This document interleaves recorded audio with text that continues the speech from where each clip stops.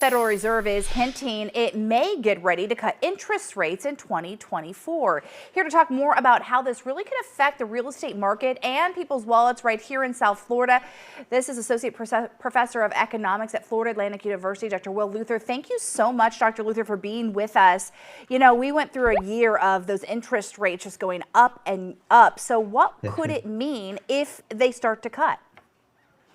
Well, they're going to start to cut, and they've projected that they're going to start cutting in 2024.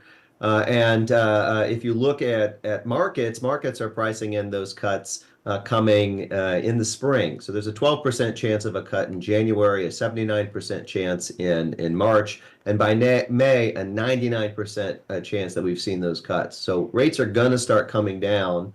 And in the real estate market in particular, that's going to make it much easier for folks to relocate, to sell their existing home and to purchase a new home. And that was going to be my next question. What does it mean for mortgage rates, the housing market, and so forth? I mean, do you think they're going to come down low enough that people are going to want to refinance?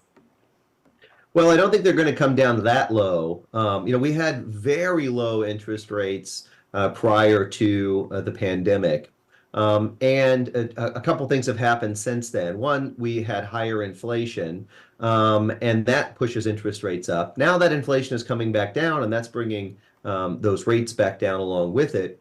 But the other thing that's happened is that we've had a big expansion in government expenditures, and that puts upward pressure on interest rates as well. Now, although inflation is coming down, and that will pull interest rates down, the government spending increases aren't coming down, and so we're still getting some upward pressure on interest rates from that. So although rates are going to come down, they're not going to come down quite as far as they were prior to the pandemic.